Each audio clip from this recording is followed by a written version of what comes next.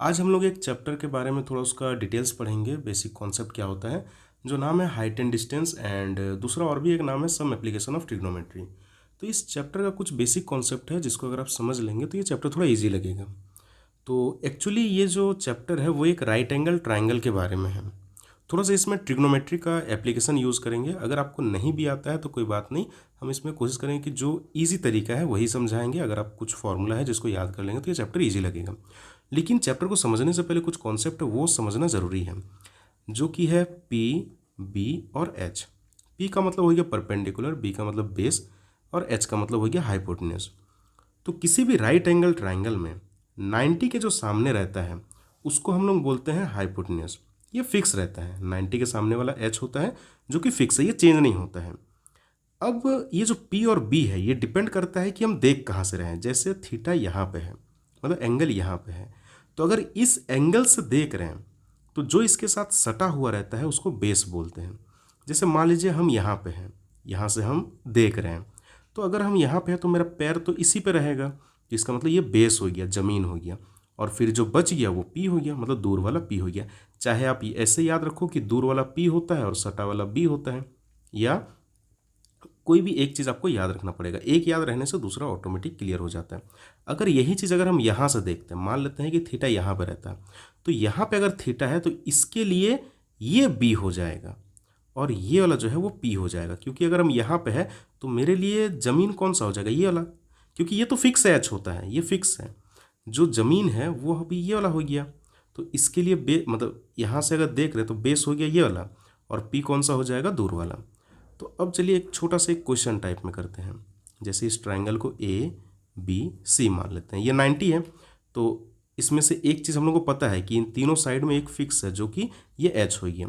तो सबसे पहले अगर हम ए से देख रहे हैं, कहाँ से देख रहे हैं, ए से देख रहे हैं, तो अगर ए से देख रहे हैं तो बेस क्या हो जाएगा, तो बेस हो जाएगा हम लोग का ए बी। और पी कौन सा हो जाएगा, पी तो होता है दूर वाला, तो जो कि हो गया बी सी। और एच तो फिक्स है, दैट इज ए सी। यही अगर हम लोग सी से देखते हैं, अगर सी से देख रहे हैं तो सी से देखने से मेरा बेस क्या हो जाएगा, बेस हो जाएगा बी सी। और पी कौन सा हो जाएगा, पी हो जाएगा दूर वाला जो कि है ए बी, और एच तो फिक्स है ए सी। देखो दोनों कंडीशन में क्या है, एच जो है वो फिक्स है। अब देखो जो आपको ज़रूरत पड़ेगा वो है 3 फार्मूला। तो फार्मूला अगर आप याद रखेंगे, ये 3 फार्मूला, तो बहुत ही ईजी हो जाएगा। लेकिन उससे पहले ये पी बी एच का कॉन्सेप्ट आपको पता होना चाहिए। तो फॉर्मूला क्या है, एक फॉर्मूला हो जाता है साइन थीटा का। अब थीटा की जगह में सी भी रह सकता है, ए भी रह सकता है, वो हम लोग क्वेश्चन में देखेंगे।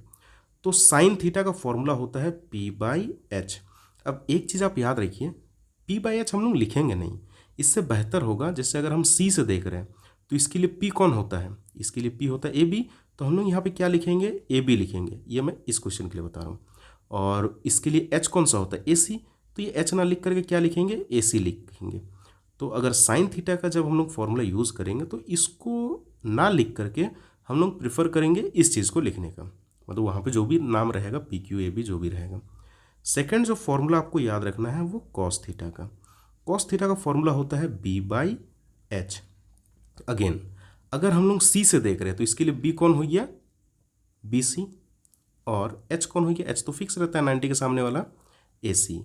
और जो बहुत ज़्यादा जो यूज़ होगा एक फॉर्मूला वो है टेन का।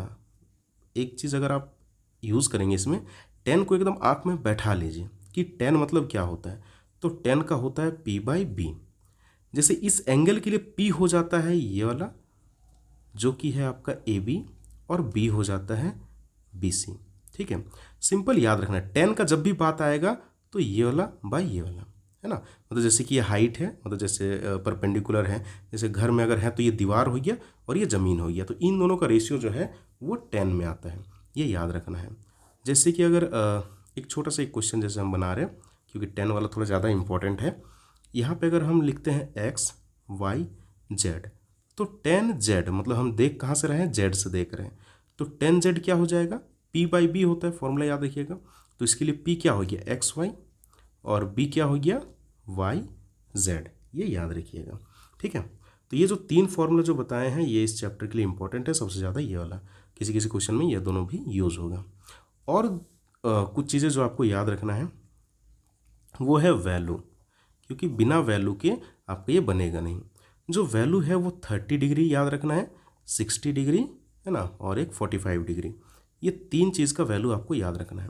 तो सबसे ज़्यादा जो यूज़ होगा वो होगा आपका tan का, तो इसीलिए tan का पहले लिखा रहे हैं। tan 30 जो होता है वो होता है 1/√3, याद रखना है।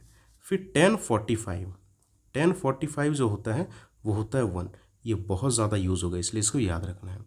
और tan 60 जो होता है वो होता है √3, ठीक है। ये 3 वैल्यू, इतना फॉर्मूला से आपका काम चल जाएगा। फिर और जो वैल्यू याद रखना है, साइन का भी रखना है, जैसे sin 30 1/2, ये कुछ कुछ एक आध क्वेश्चन में लगेगा, सबसे ज़्यादा तो इसी का यूज़ होगा, इसी का, है ना। कॉस साइन जो है, sin 45 को वैसे यूज़ होगा नहीं, लेकिन फिर भी अगर एक आध क्वेश्चन में आ जाए तो याद रखिएगा 1/√2 होता है। और sin 60 जो होता है वो होता है √3/2, ये उतना यूज़ नहीं होगा, बस ये थोड़ा सा यूज़ हो सकता है, ये यूज़ हो सकता है। cos का, cos 30 जो होता है वो होता है √3/2, और cos 45 जो है वो हो जाता है 1/√2, और cos 60 जो है वो होता है 1/2। फिर एक चीज़ हम बोल रहे हैं, ये 3 फॉर्मूला याद रखना है, sin theta p/h, cos theta b/h, और tan थीटा p/b।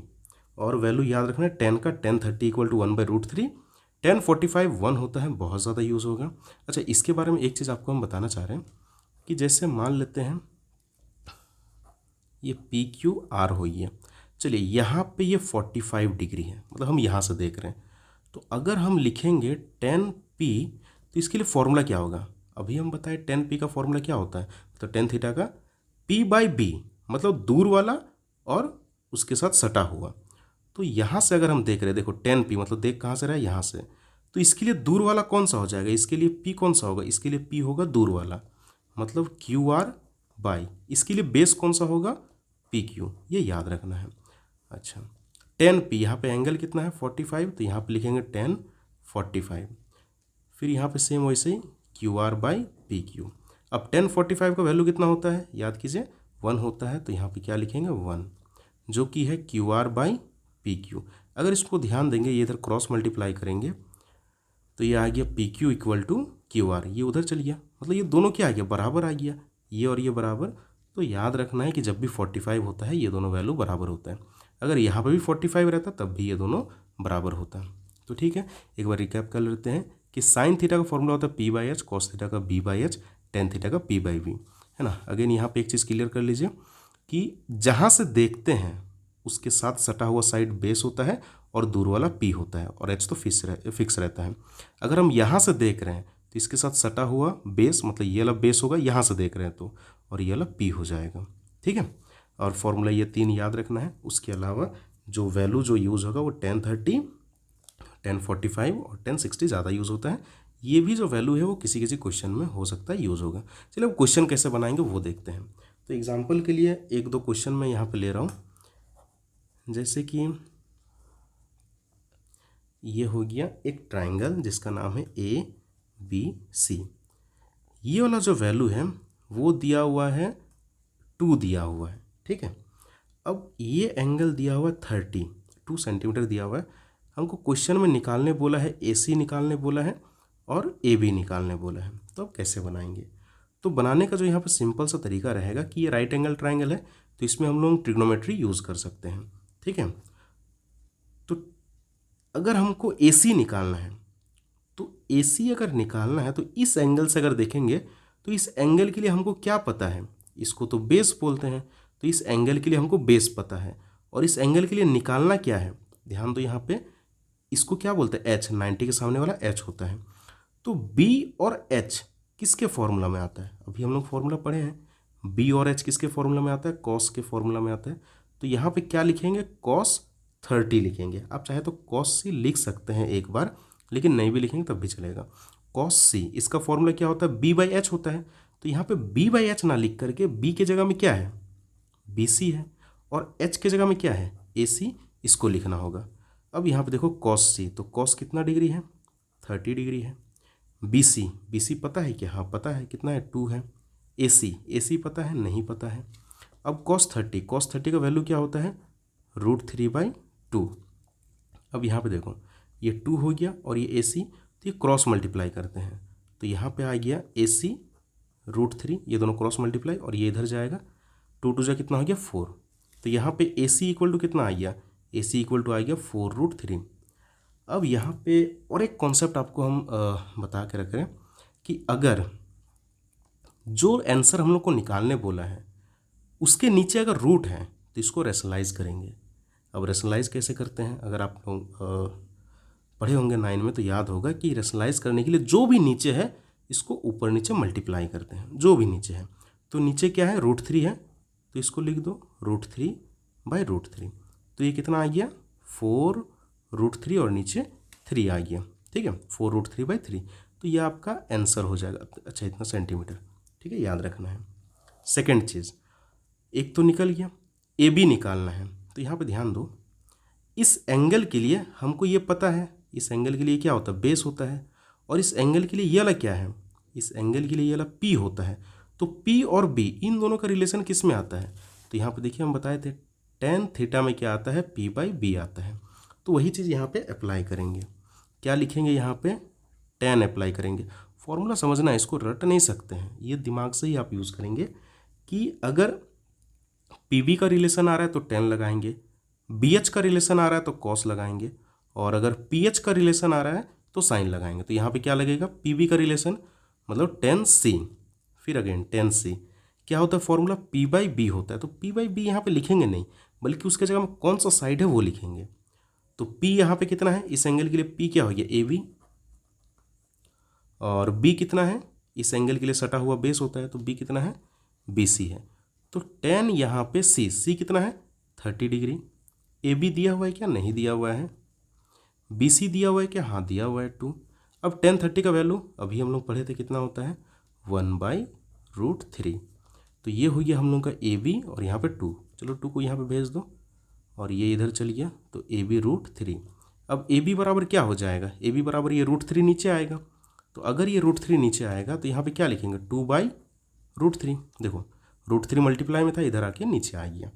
अब अगेन AB हम लोग को निकालने बोला था, ये फाइनल आंसर है, तो अगर ये फाइनल आंसर है तो नीचे रूट नहीं चाहिए हम लोग को, तो रूट को हटाने के लिए क्या करेंगे, इसको ऊपर नीचे मल्टीप्लाई करते हैं, तो ऊपर में भी √3 नीचे में भी √3, तो ये कितना आ गया 2√3/3 सेंटीमीटर।